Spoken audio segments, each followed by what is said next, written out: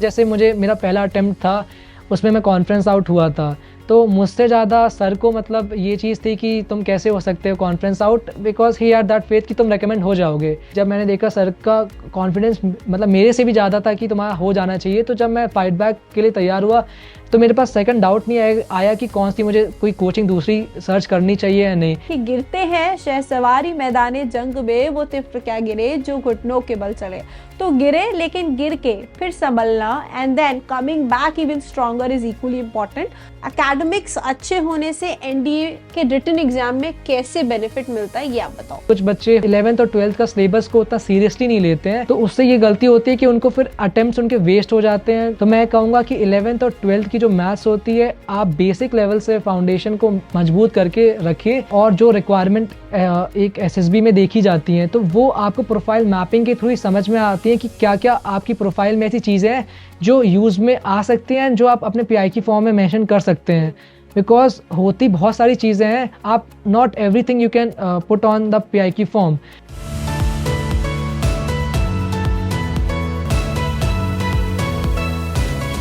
Welcome and जय Hind defence aspirants. आज हम बात करने वाले हैं NDA 153 recommended candidate Amit Dwivedi से, जिन्होंने अपना रिकमेंडेशन प्राप्त किया है एनडीए के लिए। उनसे जानेंगे रिटन के टिप्स व एसएसबी के टिप्स। अमित ने 2 टाइम्स एनडीए का रिटन एग्जाम क्वालिफाई किया है। फर्स्ट अटेम्प्ट में he was conference out, second attempt में उन्हें अपना रिकमेंडेशन प्राप्त हुआ। आज हम उनसे जानेंगे उनकी जो स्ट्रॉन्ग स्ट्रैटेजी है कि 2 बार में एनडीए कैसे उन्होंने रिटन एग्जाम क्वालिफाई किया एंड साइमल्टेनियसली एसएसबी में ऐसे क्या चेंजेस किए फर्स्ट अटेम्प्ट के कंपैरिजन में कि इस बार उन्हें रिकमेंडेशन प्राप्त हुआ।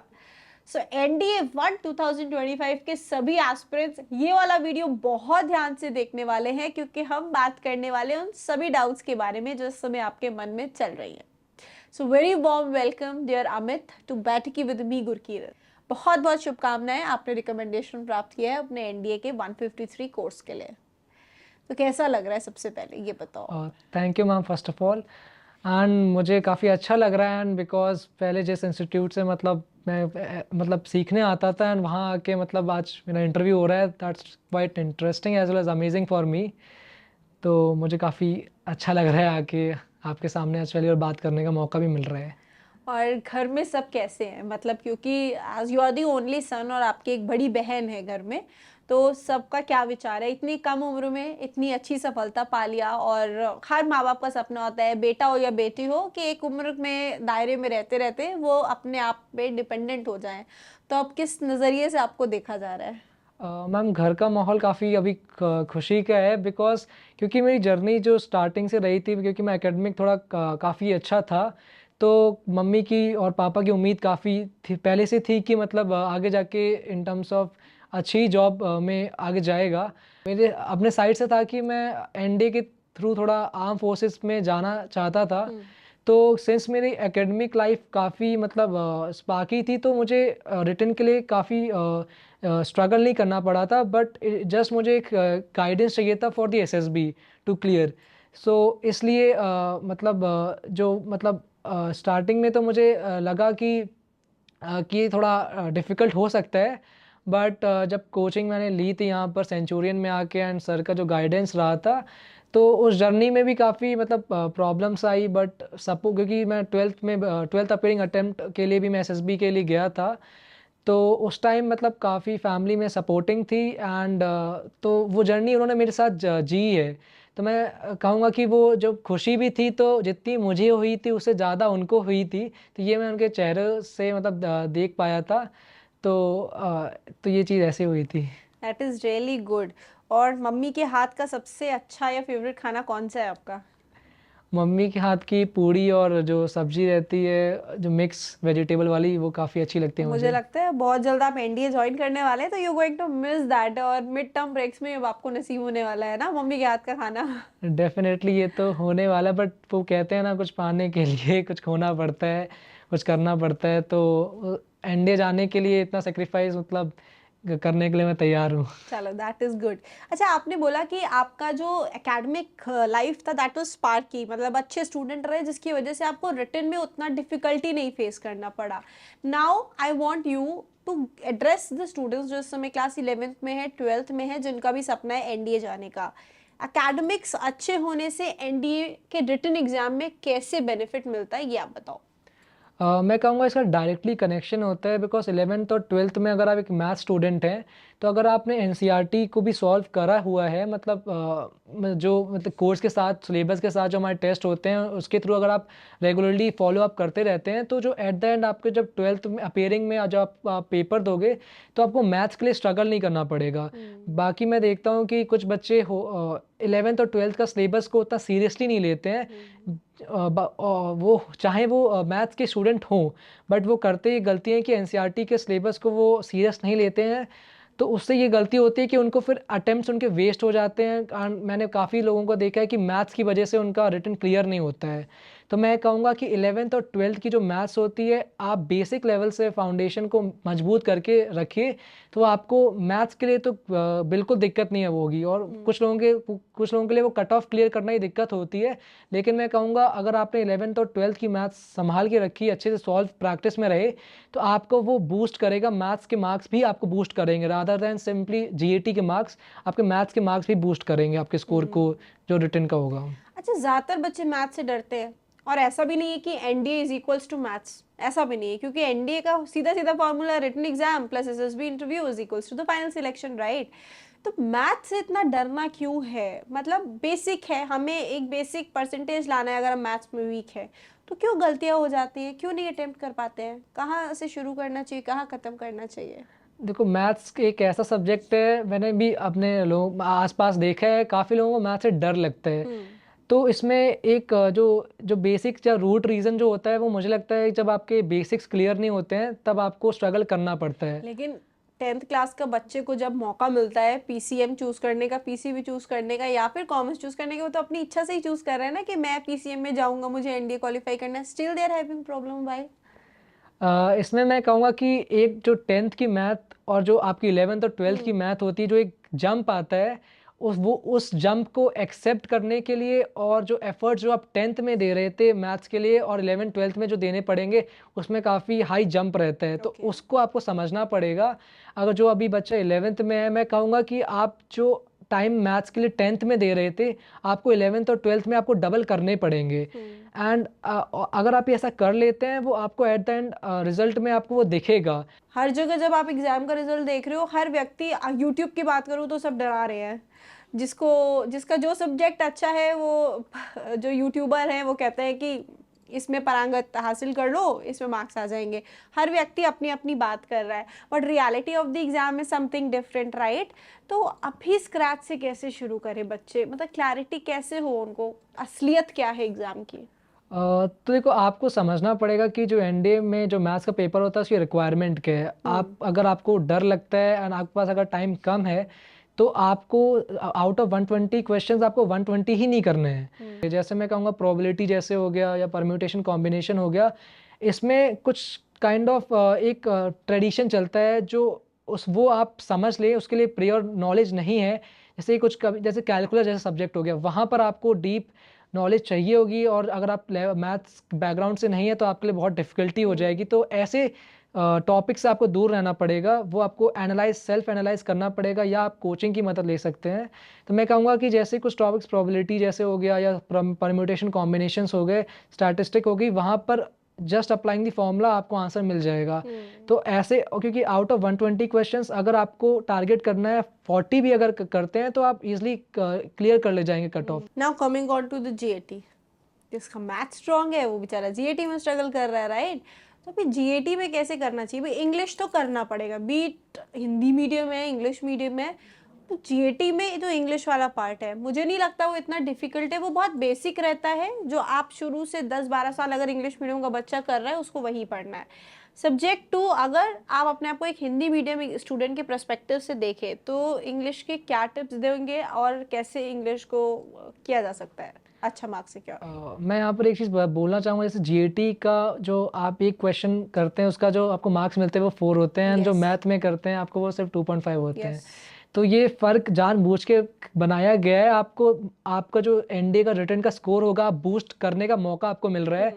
एक science student, English as a subject आता है, उसमें रूल्स वगैरह आपको ज़्यादा आपको ध्यान देना चाहिए, बिकॉज़ हमको कभी-कभी लगता है कि जो एक इंग्लिश मीडियम वाला बच्चा है और एक हिंदी मीडियम वाला बच्चा है, इंग्लिश मीडियम वाले को काफ़ी ईज़ी रहता है वो इंग्लिश में। हुँ, वो यूज्ड टू रहते हैं, but used to as a spoken language में वो रहते हैं। But in hmm. Terms of जब वो क्वेश्चन पेपर में जो वो पूछा जाता है, वहाँ पर आपकी स्पोकन इंग्लिश काम नहीं आती, rather then in terms of rules yes, आपको काम आते हैं। यस, बहुत इम्पोर्टेंट पॉइंट तो कवर किया आपने। ये हाँ। चीज़ आपको जितनी जल्दी आप समझ जाएँगे, उतनी जल्दी आपको क्लियर हो जाएगा कि मुझे फ़ोकस किधर करना है। अगर आपके दिमाग में ये चल रहा है कि मैं हिंदी मीडियम से हूँ, तो आपको इसकी डरने की ज़रूरत नहीं, रादर देन एक इंग्लिश मीडियम वाले भी सेम रूल्स पढ़ेगा, हुँ। और अगर वो नहीं पढ़ेगा तो उसके लिए वो काफ़ी स्ट्रगल पड़ सकता है। तो मैं कहूँगा आप दोनों के लिए और रूल्स के मामले में मुझे लगता है कि हिंदी मीडियम जो बच्चे स्टूडेंट्स हैं उनकी ज़्यादा पकड़ अच्छी होती है, क्योंकि यूपी बोर्ड में ना चीज़ें रूल वाइज समझाई जाती है। इन कंपैरिजन टू अंग्रेजी मीडियम के स्कूल्स में क्या होता है ना, मन को अच्छा लगा और एक अलग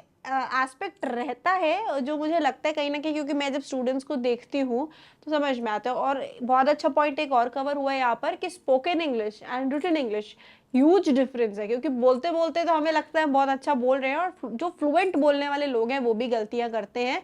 और जब हम उसके रिटन पर्सपेक्टिव पे आते हैं तब बहुत मेजर करके लिखना होता है, तब दिल को नहीं अच्छा लगना चाहिए, रूल को सेटिस्फाई करना चाहिए, that is important. Exactly ma'am, क्योंकि हमको हाँ, कभी-कभी लगता है कि दिल को अच्छा लग रहा है तो ये सही होगा, बट ऐसे में हाँ, ब्लंडर हो जाते हैं, यस, स्पेसिफिकली इंग्लिश में ये। Yes, that is. अच्छा, अब आते हैं, अगर हम साइंस की बात करते हैं, एसएसटी की बात करते हैं, तो इसमें तो थोड़ा बहुत अगर बच्चा आरएनडी कर रहा है, जो इंस्टीट्यूट्स में टीचर्स गाइड करते हैं उसके पर्सपेक्टिव से बच्चे अटेम्प्ट कर लेते हैं, राइट, क्वेश्चंस।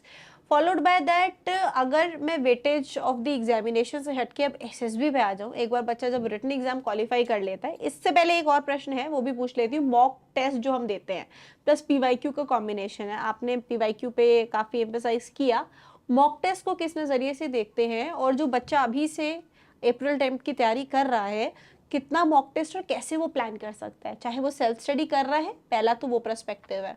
संस्थान ज्वाइन किया हुआ है आपने तो भाई वीकली मॉक टेस्ट हो ही रहा है, राइट। मैं कहूँ कि मॉक टेस्ट वो ज़रिया होता है कि आपके पास नॉलेज बहुत हो सकती है, बट वो नॉलेज को रिज़ल्ट में जो कन्वर्ट करता है वो मॉक टेस्ट ही करता है।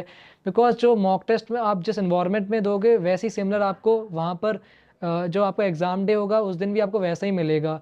कभी-कभी कुछ मॉक टेस्ट में आपके मार्क्स कम ज़्यादा हो सकते हैं, आपको मार्क्स से टारगेट नहीं करना है। आपको एक डिसेंट स्कोर सोच लेना है कि मुझे इतना टारगेट करना है, उसके इन अबाउट ऊपर-नीचे होगा वो चलेगा, बट मॉक्स देने का रियल मोटिव है कि आप उस माहौल को अडैप्ट कर लें, और कभी-कभी कुछ मॉक्स डिफ़िकल्ट होंगे तो हो सकता है पेपर डिफ़िकल्ट आ जाए।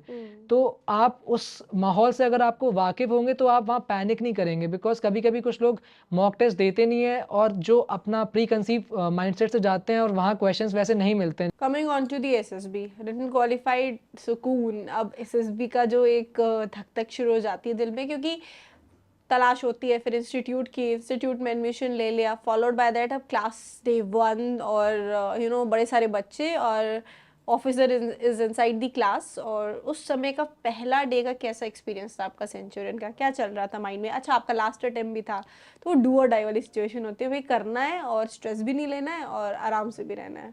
How did you manage? जैसे मैंने 12th अपीयरिंग वाला अटेम्प्ट में भी एसएसबी के लिए सेंचुरियन ही चूज़ किया था। तो उस टाइम मैं काफ़ी मतलब वो कहते हैं ना कि ऑन क्लाउड 9, तो उस टाइप की मतलब खुशी थी रिटन क्वालिफाई करने के बाद। तो उस टाइम जब मैं एसएसबी के लिए आया था तो मैंने देखा यहाँ तक पहुँचना तो ठीक है, बट यहाँ से एक दूसरी जर्नी स्टार्ट होती है आपकी। वो जर्नी में आपका एकेडमिक्स का साथ जितना था वो रिटन तक हो गया। अभी ये पूरा गेम आपका एसएसबी में आपकी इन टर्म्स ऑफ पर्सनालिटी जो बोलते हैं, वो पूरा गेम आपका पर्सनालिटी का होता है and how you perceive things, वो काफ़ी मैटर करता है। तो एसएसबी के लिए जब मैं यहाँ पर सेंचुरियन आया था तो उस टाइम जब लोगों को बाकी स्टूडेंट्स को देखा, तो जो एक एनवायरनमेंट चाहिए होता है समझने के लिए चीज़ें, और जो कोचिंग में आपको वो चीज़ मिल जाती है, तो वो काफ़ी मतलब सैटिस्फाइंग था मेरे लिए, क्योंकि सेम माइंडसेट के लोग जब आपको वहाँ पर मिल जाते हैं कोचिंग में, प्लस जो आपके असेसर्स यहाँ पर रहते हैं वो गाइड करते हैं, तो हमें ये क्लैरिटी मिल जाती है कि क्या क्या रिक्वायरमेंट है उस टास्क की, किस किस मकसद से वो डिज़ाइन किया गया है, वो आपको समझ में आ जाता है। तो उससे कभी-कभी हमको लगता है कि हमारे तरफ से ये चीज़ सही है, बट आपकी तरफ से वो चीज़ सही है, किसी और की तरफ से कुछ वैसा आंसर सही है, वहाँ पर वो नहीं चलता, बिकॉज़ आर्म फोर्सेस की क्या रिक्वायरमेंट है, वो एट द एंड आपके आउटकम से आपके जो आप सोल्यूशन देंगे वो दिखनी चाहिए। तो वो आपको एक कोचिंग के थ्रू ही गाइड कर सकते हैं, एंड वो काफ़ी हद तक मुझे सेंचुरियन ने मुझे उसके थ्रू पता चल पाया कि हर टास्क की क्या अहमियत है, और क्या मतलब कि एक इंटरव्यूअर या फिर एक आपका जीटीओ हो गया, क्या एक साइकोलॉजिस्ट, वो क्या सर्च कर रहे हैं, एंड क्या मैं वो चीज़ अपनी पर्सनालिटी के through he, it should come from your personality only. वो फेक नहीं कर सकते आपको। अगर वो चीज़ नहीं है तो आपको वो अपने अंदर डेवलप करना पड़ेगा। वो तभी कर सकते हैं आपको जब वो चीज़ें पता चलेंगी। जब आपको पता चलेंगी आप तभी उस पर काम कर सकते हैं। तो जितनी जल्दी आपको वो चीज़ें कब पता चल जाती हैं उतना फ़ायदे में होता है। इसीलिए हम हमेशा इस पॉइंट पे बहुत एम्फसाइज करते हैं कि रिटन के साथ ही एसएसबी का प्रिपरेशन शुरू हो जाता है, क्योंकि आपको एक डीप इंसाइट मिलने लगता है जब आप एकेडमी में क्लासेस करने लगते हैं। तो बीच बीच में मोटिवेशनल सेशंस हो रहे हैं, ऑफिसर्स के सेशंस हो रहे हैं, तो उनके थ्रू आपको पिन पॉइंट्स टिप्स मिलते रहते हैं जिसको आप अपने पर्सनैलिटी में डेवलप करते हो। अच्छा, आपने बहुत अच्छी बात बोली कि यू नो फीडबैक मिलता है, हम काम करते हैं, हमारे समझ से ये प्रश्न का उत्तर ऐसा था, सही लग रहा है, बट जो requirement of the system parameter के अकॉर्डिंग वो शायद सेटिस्फाई ना कर रहा हो। तो जब हम इंडिविजुअल गाइडेंस की बात करते हैं तो कैसा एक्सपीरियंस रहा आपका इंडिविजुअल एंड पर्सनलाइज्ड गाइडेंस? हम इसको बोलते हैं ये हमारा यूएसपी है कि हमारे एसएसबी बैच का, कि हम ये चीज़ कर रहे हैं। फॉलोड बाय दैट एक सेकंड क्वेश्चन और, इस पूरे प्रोसेस में, क्योंकि एनडीए का एक सबसे बड़ा लिमिटेशन जो मुझे लगता है वो ये कि लिमिटेड अटेम्प्ट है, राइट? उसमें सही व्यक्ति के पास आप पहुंच जाए सही गाइडेंस के लिए, ये भी बहुत इंपॉर्टेंट है। बाई चांस आपने कहीं गलत जगह गाइडेंस के लिए एनरोल कर दिया, सुविधाएं नहीं हुए, वैसे एसएसएस नहीं हुए, वैसे ग्राउंड नहीं मिला आपको, तो आपका परफॉर्मेंस अफेक्ट करेगा, राइट? इस पर्सपेक्टिव में आप क्या गाइडेंस देना चाहते हो स्टूडेंट्स को? पहला क्वेश्चन का मैं आंसर दूंगा कि जैसे यहाँ पर ऐसे सेंचुरियन में प्रोफाइल मैपिंग करके एक टर्म है, तो उसके थ्रू मतलब आपकी जो आपने जो अभी तक अपने लाइफ में जो भी किया हुआ है वो कैसे आर्म फोर्सेस में कैसे वो चीज़ें मैच करती हैं, तो वो चीज़ें आपको समझ में आती है। जैसे मेरे जो अभी तक की जर्नी में था, जैसे मैं टाइकोंडो में भी रहा था तो वहाँ मैं ब्लैक बेल्ट था। तो फुटबॉल भी, गेम्स एंड स्पोर्ट्स जो भी रहा, प्लस कभी कभी मुझे एक मौका मिला था टीचर्स डे पे एंकरिंग करने का। तो एक्स्ट्रा करिकुलर जो एक्टिविटीज़ होती हैं और जो रिक्वायरमेंट एक एसएसबी में देखी जाती हैं, तो वो आपको प्रोफाइल मैपिंग के थ्रू ही समझ में आती हैं कि क्या क्या आपकी प्रोफाइल में ऐसी चीज़ें हैं जो यूज़ में आ सकती हैं, जो आप अपने पीआई की फॉर्म में मेंशन कर सकते हैं। बिकॉज होती बहुत सारी चीज़ें हैं, आप not everything you can put on the pi की फॉर्म। वहाँ पर आपको थोड़ा स्मार्टली खेलना होता है। और दूसरा क्वेश्चन जो था, मैं कहूँगा कि लॉयल्टी जो होती है, जैसे मेरा पहला अटेम्प्ट था, उसमें मैं कॉन्फ्रेंस आउट हुआ था। तो मुझसे ज़्यादा सर को मतलब ये चीज़ थी कि तुम कैसे हो सकते हो conference out, because he had that faith कि तुम रेकमेंड हो जाओगे। तो उससे वो चीज़ पता चलती है, और जब आपके गुरु ऐसे होते हैं तब आप अगर कभी कभी डाउन भी होते हैं तो आपको एक रीज़न मिल जाता है कि फाइट बैक करने का, और एक नए जोश से। तो वो चीज़ मेरे साथ भी हुई थी जब मैंने देखा सर का कॉन्फिडेंस मतलब मेरे से भी ज़्यादा था कि तुम्हारा हो जाना चाहिए। तो जब मैं फाइट बैक के लिए तैयार हुआ तो मेरे पास सेकंड डाउट नहीं आया कि कौन सी मुझे कोई कोचिंग दूसरी सर्च करनी चाहिए या नहीं। बिकॉज मेरा इंटरव्यू भी सर ने बाद में लिया था, तो मुझे जो गलतियाँ थी वो मुझे समझ में आ गई थी। एंड एक होता है कि गलतियाँ हमको पता चल जाए, उसके बाद काम करो कि करना आपके हाथ पे होता है। एंड अगर आपको ट्रस्ट है अपने असेसर पे, जो कोचिंग में आपके जो भी होते हैं, जैसे मुझे शशि सर पे वो ट्रस्ट था, तो मुझे आंख बंद करके मैंने उन सब पे काम किया, एंड वो मुझे रिजल्ट बाद में मिला उसका। तो मैं ये कहूँगा कि जब तक वो ट्रस्ट आपको में डेवलप नहीं होगा, आपको अगर वो अपनी वीकनेस पता भी चल जाती है तो आपको कहीं ना कहीं डाउट होगा, क्या पता उसको मतलब बिना इम्प्रूव करे भी शायद काम बन जाए। तो अगर आप इस डिलेमा में रहेंगे तो वो आपके लिए काफ़ी खतरनाक हो सकता है। तो मैं कहूँगा कि ट्रस्ट आप एक कोचिंग पे डेवलप करें, एंड उस पे फिर आप लॉयल रहें। अच्छा, कमिंग टू द जीटीओ ना, और यहाँ पे भी we are having 3 mentors for GTO, right? Lucknow and Dehradun में। तो जीटीओ का जो एक एक्सपीरियंस था वो कैसा रहा? Because most of the time क्या होता है, जो अर्बन एरियाज के बच्चे होते हैं ना, फिजिकल फिटनेस उतना अच्छा नहीं होता है in comparison to the village ones. तो the first time the visit तो वो पीटी में ही थक जाते हैं कि क्या करा दिया इन्होंने, वार्म अप कराया है कि पूरा वर्कआउट करा दिया इन्होंने। तो हाउ वाज योर एक्सपीरियंस? कैसे आपने अपने टास्क में इम्प्रूव किया? और स्पेशली पीजीटी एचजीटी ये ज़्यादा परफॉर्मेंस डिमांडिंग टास्क होते हैं, क्योंकि इसमें आपको खुद ही लाइमलाइट में आना है, लड़ना भी नहीं है, सिलेक्शन भी पाना है, सबको साथ भी लेके चलना है। तो it's all about mind, personality का पूरा कॉम्बिनेशन हो जाता है। तो हाउ वाज इट, और असेसर्स का इसमें क्या रोल रहा यहाँ पे? मैं इसके लिए बोलना चाहूँगा, जैसे आप एक कोई भी गेम टीम गेम डेफिनेटली आप मतलब 11th-12th में अगर आप पढ़ाई में भी बहुत ज़्यादा हैं, एकेडमिक में हैं, तब भी एक एक टीम गेम ज़रूर अपने साथ में पैरेलली उसको रखें। जैसे वो फुटबॉल हो सकता है, किसी के लिए हॉकी हो सकता है। तो उससे क्या होगा कि आप एक फिटनेस आपकी डेफिनेटली मेंटेन रहेगी।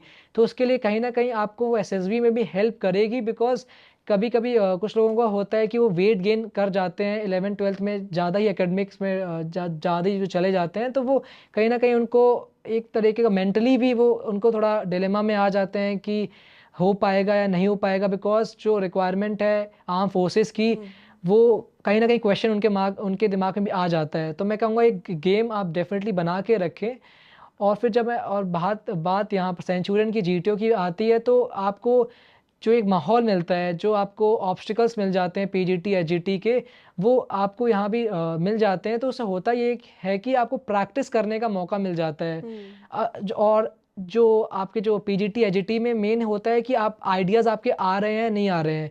कभी-कभी होता है कि जीटीओ एक ऐसी चीज़ है, आप घर पे भी मतलब ऑब्स्टिकल्स वगैरह आप नहीं कर सकते। तो मैं कहूँगा कि कोचिंग जो मुझे सेंचुरियन में यहाँ पर मिली थी, तो उससे आप हेल्प लोगे तो आप वहाँ पर आइडियाज़ आप ब्लैंक खड़े नहीं रहोगे, क्योंकि कभी-कभी होता है कि कुछ लोग वहाँ ब्लैंक खड़े हो जाते हैं।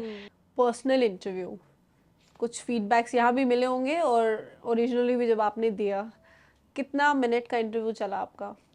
जो मेरा पहला वाला हुआ था जब मैं कॉन्फ्रेंस आउट हुआ था, दैट वाज़ अबाउट 45 मिनट, और जो अभी वाला जिसमें मैं रिकमेंड हुआ था वो 25 मिनट्स ही चला था। Only 25 minutes. यस और मैम। सेंचुरियन में कितना कितना इंटरव्यू आपने दिया था?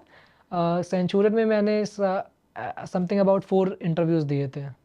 कौन कौन किस किसने लिए थे? एक तो बासु सर से मेरा इंटरव्यू हुआ था, एक आरपी सर से हुआ था, लास्ट वाला शिशिर सर से हुआ एक था। एक टिप जो सबने दिया हो या एक एक फीडबैक जो सबने दिया हो? बासु सर के इंटरव्यू में उन्होंने कहा था कि तुम्हें आई थिंक सोशल इंटरेक्शन जो तो एक एलिमेंट होता है, उस पे थोड़ा ज़्यादा काम करना चाहिए। ओके। बिकॉज़ और मैं कहूँगा कि एक जो स्टूडेंट थोड़ा एकेडमिक से जुड़ा हुआ है, साइंस स्ट्रीम वाला है, वो जेईई की प्रिपरेशन में आई थिंक कभी-कभी, और वो साथ में एनडी भी अगर प्लान कर रहा है, तो उसको सोशल इंटरेक्शन एक ऐसी चीज़ है, उसको उसको भी ध्यान में रखना चाहिए। बिकॉज़ आपके फ्रेंड सर्कल कैसे हैं, आप कैसे उनके साथ घुलते-मिलते हो, वो भी आपको कहीं न कहीं मदद करते हैं। तो वो चीज़ भी आप डेवलप करके रखें। एंड आरपी सर के साथ जो हुआ था, उनके साथ उन करंट अफ़ेयर्स के लिए मुझे बोला था कि करंट अफ़ेयर्स पे जितना ज़्यादा आप सुनते हैं, उससे आपका ओपिनियन भी डेवलप होता है। तो उससे ओपिनियन जब आप डेवलप होता है, तो आप एक काइंड ऑफ कॉन्फिडेंस भी आप फ़ील करते हो, जब इंटरव्यू में आपसे पूछ लिया जाता है in terms of opinion. Because कभी-कभी हम लोग सुन लेते हैं बट उतना सोचते नहीं हैं। बट आप अगर आप करंट अफ़ेयर से जुड़े हुए हैं, तो आपके पास सपोर्ट करने के लिए फैक्ट्स होते हैं, जिससे आप एक कॉन्फिडेंटली आप उनको आंसर दे सकते हैं इंटरव्यू में। और शशि सर के साथ जो मेरा इंटरव्यू हुआ था, तो मेरा उन्होंने जो चीज़ें बोली थी, वो बोली थी कि फ्रेंड सर्कल तो जो है तुम्हारा, वो थोड़ा लिमिटेड लग रहा है। क्योंकि मेरे केस में हुआ था कि मैं क्लोज़ फ्रेंड्स को ही सिर्फ दिखा रहा था, रादर देन बाकी जो और दोस्त थे उनको मैं दिखा नहीं रहा था। तो इस चीज़ पे भी सर ने पॉइंट आउट किया था। एंड उसके बाद एक बहुत इंपॉर्टेंट चीज़ थी रिस्पॉन्सिबिलिटीज़ जो आप लेते हैं लाइफ में अभी तक। जैसे किसी ने सबके लाइफ में अपनी-अपनी रिस्पॉन्सिबिलिटीज़ रहती है। जैसे क्योंकि मैं आर्म फोर्सेस बैकग्राउंड से था, तो पापा मतलब पोस्टेड बाहर ही रहते हैं ज़्यादातर टाइम।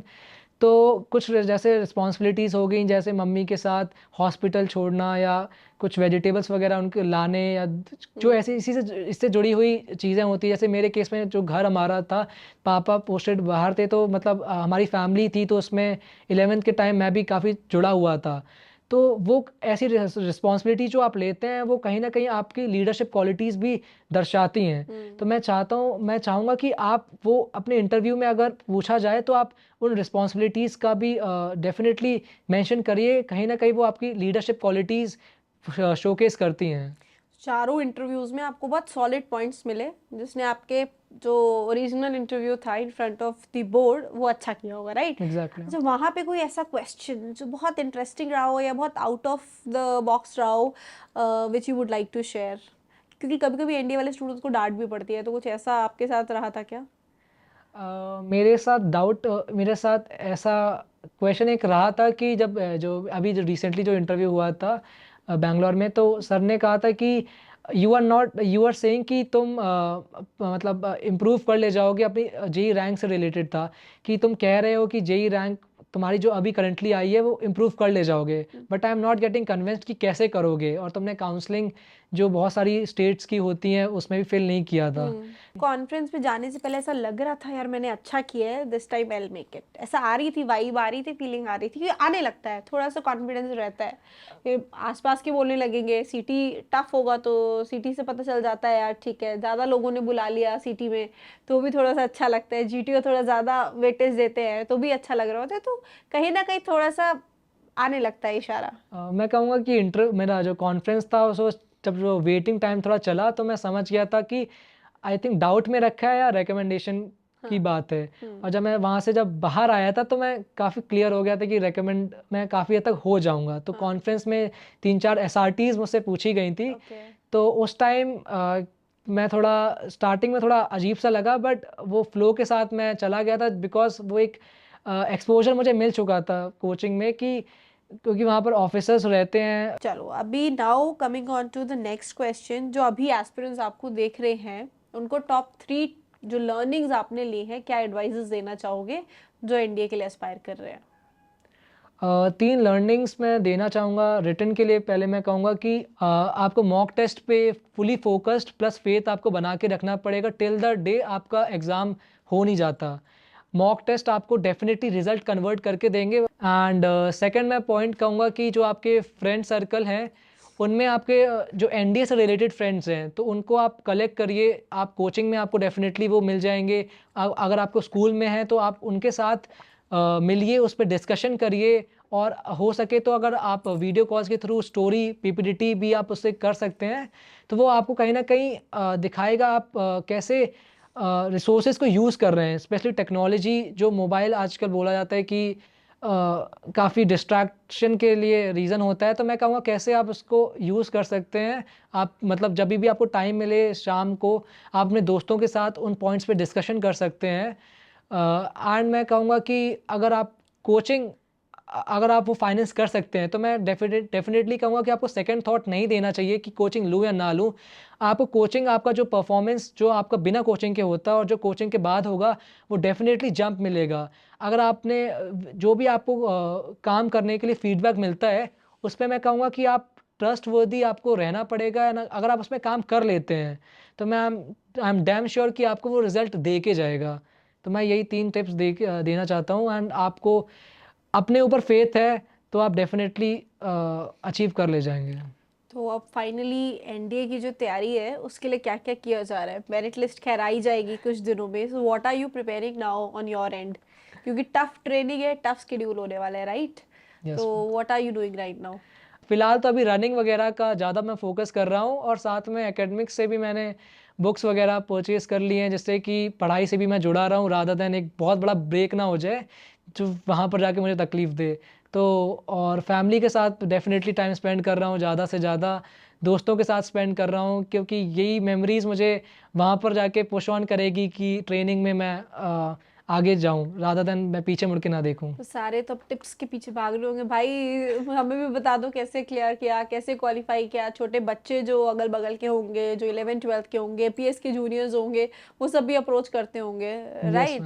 तो उनको how you dealing and how you feeling now, I am the hero, ठीक है? अब सब मुझे पूछ रहे हैं, कोई भी मम्मी पापा को भी गर्व होता है भाई, पापा आपके स्टिल इनटू सर्विसेज है, उधर आपकी ज्वाइनिंग होगी, उधर पापा ने 1 महीने बाद रिटायर हो जाना है, तो आप सोचो कितना रिलैक्स उनके माइंड को होगा, कितना सुकून आपने उनको जीवन में दिया है।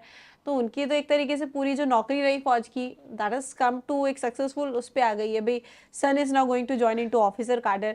तो ये सारी चीज़ों को जो आप देखते हो, क्या लगता है क्या ये फेरी टेल की तरह है? बड़े सारे लोग कह रहे होंगे लक होता है यार किसी किसी का, so how do you coin this? Is it luck, is it hard work, what is your visualization on your achievement? मैं इसमें ये कहूँगा कि जो आपकी जर्नी अभी तक की रहती है वो आप मेहनत आप हर दिन करते रहते हैं, बट कभी कभी आपको वो रिज़ल्ट नहीं मिलता है तो आपको डिस्करेज नहीं होना है। कभी ना कहीं किसी ना किसी मोड़ पे आपको वो रिज़ल्ट दे के जाएगा, और मेरे लिए ये रिज़ल्ट अभी मुझे मिला है। तो मैं कहूँगा कि आपको फेथ अपने ऊपर रखना है, एंड जो ये मोमेंट्स होते हैं आपको सेलिब्रेट करना है, फिर आगे मूव करना चाहिए आगे की प्रिपरेशन के लिए। तो मैं ये कहूँगा कि ये मोमेंट्स हैं, कभी आपको रिज़ल्ट मिलेगा, कभी नहीं मिलेगा, बट इससे आपको अगर आपका जैसे किसी के लिए एनडीए है तो मैं कहूँगा सारी अटेम्प्ट्स में आप पूरी जी जान लगा दीजिए, बट अगर तभी भी नहीं होता है तो आपको वो सेटबैक मिलने के बाद आपको निराश नहीं होना है। वो आपको कभी ना कभी किसी और तरीके से आपको रिजल्ट मिलेगा, बट आपको हार नहीं मानना है। कुछ बेटर ही आपके लिए प्लान्ड होगा। और सिंपल है, आप लाइफ में कभी भी कहीं भी कुछ भी कर रहे हैं, दिल से फौजी होना is equally important, like me, I believe so. अच्छा, इसके साथ साथ एक चीज़ और, तीन जो मैं कहूँगी स्ट्रगल होता है ना, ये स्ट्रगल ही तो था यार, एक अटेम्प्ट में नहीं हुआ, दूसरे में जा रहे हैं, कर रहे हैं, आ रहे हैं, इधर भी पढ़ाई कर रहे हैं, स्कूल में भी मत्था मार रहे हैं, बोर्ड्स में भी अच्छे नंबर लाने हैं। तो तीन जो इम्पोर्टेंट आप बोलोगे यार ये स्ट्रगल था मेरे लिए, तीन फैक्टर्स ऐसे थे जिसमें मैंने बहुत इंप्रूव किया है, वो क्या कॉइन करोगे आप? एक स्ट्रगल मुझे लगता है कि जो जेई की प्रिपरेशन चल रही थी उस टाइम मुझे कभी-कभी डाउट आता था कि मैंने कि जेई को मैंने बैकअप रखा है, वो कभी-कभी लगता है कि मेन वही बनता जा रहा है। ओके। एंड सेकंड मैं कहूँगा कि जब मुझे कॉलेज मिल रहा था, एक इंजीनियरिंग कॉलेज एआईटी पुणे के लिए मुझे मिल रहा था आईटी ब्रांच, तो उस टाइम मुझे ख़्याल आया कि और एसएसबी भी मेरी उसी टाइम जब कॉलेज की थी और जब भी एसएसबी आ रही थी, तो मेरे पास ख़्याल था कि मुझे ले लेना चाहिए या नहीं लेना चाहिए। तो उस टाइम ही मुझे काफ़ी बुरा लग रहा था कि क्या पता नहीं हुआ इसमें तो क्या होगा? तो वो यू सु टुक द डिसीजन। मैंने वो डिसीज़न लिया, फिर मैंने ड्रॉप कर दिया वो ये बिल्कुल college. Captain Manoj Kumar Pandey PVC उन्हीं का एग्जाम्पल है। मैं आपको पता है कि नहीं, आई डोंट नो, ऐसा ही उनके साथ हुआ था। आईआईटी का पेपर और एसएसबी क्लैश हो रहा था। अब घर वाले उनके कहते हैं कि नहीं, you go to give the IIT वाला, तो see how he convinced his mother, वहाँ जाके देख लेता हूँ, हर किसी का एसएसबी में हो थोड़ी जाता है। Now he took the decision, SSB में गए and he was the only one who got recommended in that batch। तो यू सी, अभी मैं जब आपने ये चीज़ मुझे बोली तो मुझे उनका किस्सा याद आ गया जो उनके पिताजी ने शिशिर सर को एक पॉडकास्ट में सुनाया था, और अक्सर खैर मिलते भी रहते हैं तो बहुत सारे किस्से उनके पता हैं। तो आप देख रहे हो आप कहाँ जा रहे हो, तो डिसीजन मेकिंग इसको बोलते हैं, तो वो आपको क्रेडिट जाएगा इस चीज़ का, आपकी सक्सेस का credit goes to your decision making. तीसरा पॉइंट। तीसरा पॉइंट मैं कहूँगा कि जो ये जर्नी रहती है कि कोचिंग की, रिटेन की, तो इसमें काफ़ी कुछ कभी-कभी डाउट्स आते हैं कि मैं यहाँ से कर रहा हूँ क्योंकि कोचिंग बहुत सारी अवेलेबल हैं। यस। तो उस टाइम आपको डाउट्स आ सकते हैं कि यहाँ से मुझे रिज़ल्ट मिलेगा या नहीं मिलेगा। कभी-कभी कुछ खामियाँ भी कुछ कुछ पॉइंट्स पे जैसे प्रोज़ एंड कॉन्स होते हैं, वो चीज़ मुझे भी कभी-कभी लग रही थी मेरी प्रिपरेशन में कि क्या मैंने सही किया है। बट फिर एक फ़ेथ आया कि नहीं यार, जब मैंने कर लिया है और मुझे एक तरीके से सामने से मुझे सर का एक तरीके का जो अप्रोच था, वो मुझे लगा कि नहीं मतलब मैं सही हाथों में गया हूँ। तो उस टाइम वो डिलेमा स्टार्टिंग में लगा, बट जब बाद में फिर वो जो सर का वो एफ़र्ट्स मैं देख रहा था और मैं बाकी जो बच्चे थे उनसे कंपेयर कर पा रहा था, तो मुझे लगा कि मैं सही डायरेक्शन में जा रहा हूँ। तो वो चीज़ मैं कहूँगा कि बीच में मुझे डाउट हुआ था, बट फिर मैं कहूँगा कि मैंने वो विश्वास किया एंड वो सर के साइड से भी था। और मैं कहूँगा कि अगर आप में थोड़ा-सा भी पोटेंशियल है और अगर आप में वो चाहत है मतलब एनडीए में जाने के लिए, तो शिशिर सर से अगर आप जुड़ जाते हैं, तो मैं कहूँगा आपने आधा काम कर लिया अपना। आप सही हाथों में पहुँच गए हो। बस वो रिज़ल्ट आप मेहनत करो, लगे रहो, आपको एक ना एक दिन ज़रूर मिल जाएगा। यस, एंड सेंचुरियन की ये खास बात है, हमारे हर एक मेंटर की खास बात ये है कि जितना आप अगर 100% देते हो तो हमारे जो मेंटर्स हैं they will definitely invest 200% in you. और आपके अंदर ज़रा सी भी स्पार्क दिखती है, आप ज़रा सा भी, आपका इंटेंशन क्लियर रहता है कि मुझे फौज जाना है, सब्जेक्ट टू, बट वो क्या होता है ना, वो दोनों तरफ से होता है, ताली दोनों हाथों से बजती है। तो वैसे ही है, अभी मेंटर का साथ और बच्चे का सपोर्ट दोनों ही इक्वली इंपॉर्टेंट है जो आपको रिकमेंडेशन दिलाता है, right. And apart from that, ना सिर्फ सेंचुरियन इसका क्रेडिट लेती है, या ना सिर्फ मैं अमित को इसका क्रेडिट दे रही हूँ, इससे कहीं ज़्यादा क्रेडिट इनके पेरेंट्स को जा रहा है, इनकी फैमिली को जा रहा है, इनकी अपब्रिंगिंग के लिए, संस्कारों के लिए, क्योंकि ये भी अगेन उतना ही इंपॉर्टेंट रोल और शेयर प्ले कर रहा है आपके ओवरऑल रिकमेंडेशन में, जो पर्सनैलिटी आपके परिवार ने आज आपको दिया है। विद दिस, एक बहुत ही सुंदर, बहुत ही फेमस, बहुत ही फेवरेट कोट है मेरा कि गिरते हैं शहसवारी मैदाने जंग में, वो तिफ्र क्या गिरे जो घुटनों के बल चले। तो गिरे, लेकिन गिर के फिर संभलना and then coming back even stronger is equally important, जो अमित द्विवेदी ने कर दिखाया। होप आज की इस बैठकी से आपने बहुत कुछ सीखा होगा, ना सिर्फ written twice NDA cleared candidate से आपने टिप्स लिया, बल्कि एसएसबी में कैसे उन्होंने प्रिपेयर किया उसके बारे में डीप इंसाइट लिया, स्ट्रगल्स के बारे में जाना, डिसीजन मेकिंग के ऊपर इतना अच्छा हमने चर्चा किया। तो ऐसे में अब मैं आपसे क्या उम्मीद करती हूँ, सिर्फ इतना कि अपकमिंग ND1 2025 एग्जाम में आपने पूरे जोश जज्बे जुनून के साथ में अपने यूपीएससी के इस एग्जाम को लिखना है, इतिहास रचना है और अपने परिवार की किस्मत बदलनी है, क्योंकि पता नहीं है कब एक रिजल्ट आपके किस्मत के पन्नों को पलट देता है। तो तब तक हिम्मत मत हारना पार्थ, लगे रहना इसी जोश जज्बे और जुनून के साथ। With this thank you so much Amit. अब बस मुझे तुम्हें एनडीए जाते हुए देखना है और 4 साल बाद तो मुझे पीओपी अटेंड करना है तुम्हारा, और I want to see your family smiling faces and I want to see you smiling or donning that beautiful uniform, turning out into a real gentleman and serving the Indian Armed Forces by taking your Antim Pag. Till then, all the very best wishes to you and your family. Thank you so much dear students for joining in. ऐसे ही बहुत सुंदर motivational success बेटिकीज के साथ में मैं हाजिर रहूंगी। तब तक के लिए बने रहिएगा सेंचुरी डिफेंस एकेडमी के यूट्यूब चैनल के साथ। थैंक यू, नमस्कार एंड जय हिंद।